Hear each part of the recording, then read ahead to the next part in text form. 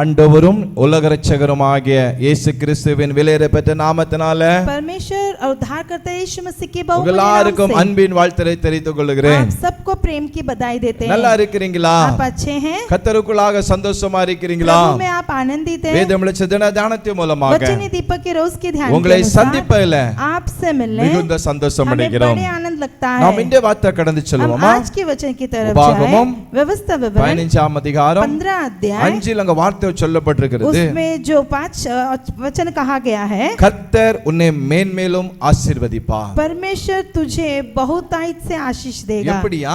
कैसे? மேன்மேலும் वो ஆசீர்வதிப்பார். तुझे बहुत ही आशीष இருக்கிற देगा. ஆசீர்வாதம் பிள்ளைக்கு போதாது என்று சொல்லி, ये आशीष कम है बोलकर, இருக்கிற பிள்ளைகளுக்கு நன்மை போதாது என்று சொல்லி ये भलाई कम है बोलकर இங்க மேன்மேலும் ஆசீர்வதிப்பார். आपको अधिक अधिक और भी आशीष நீங்க எதுல करेगा. குறைபட்டு கொண்டு இருக்கிறீர்கள்? कौन से कार्य में आप कमी है? எந்த காரியத்துல காரியம் வாய்க்கப்படாமல் இருக்கிறீர்கள்? कौन से कार्य में अभी तक सफल இல்ல नहीं இவ்வளவு हुआ? போதும் என்று இழுக்கி கொண்டு या இருக்கிறீர்கள்? फिर बहुत हो गया करके बैठे உங்க हैं? பிசினஸா இருக்கலாம், या तो बिजनेस होगा, உங்க வேலையா या இருக்கலாம், आपके काम होगा, எந்த காரியமா चाहे இருக்கலாம். कुछ भी हो जाए, சொல்லப்பட்டிருக்கிறது यहाँ पे कहा गया உங்களை है आपको மேன்மேலும் உங்களை ஆசீர்வதிப்பார். बहुतायत से वो आशीष உங்களுடைய करेगा. ஆண்டவர் உங்களை ஆசீர்வதிக்கிற தேவன். परमेश्वर आपको आशीष உங்களை करेगा. கைவிட वो மாட்டார். आपको हाथ नहीं छोड़ेगा, அற்புதமாக நடத்துவார். अद्भुत काम करेगा. தேவ கிருபை परमेश्वर का अनुग्रह உங்களோடு கூட இருக்கும். आपके संग रहे. வேதம் சொல்லுகிறது वचन कहता है கர்த்தர் தாவீதோடு கூட இருந்தார். परमेश्वर दाऊद के संग था. அவன் வர வர விருத்தி वो அடைந்தார். दिन भर दिन बढ़ता गया. உங்களோடு கர்த்தர் இருப்பார் என்று अगर சொன்னார். आपके साथ परमेश्वर है, நீங்க விருத்தி அடைவீர்கள். आप बढ़ते ही जाओगे. மேன்மேல் ஆசீர்வதிப்பீர்கள், आप ஆசீர்வதிக்கப்படுவீர்கள்.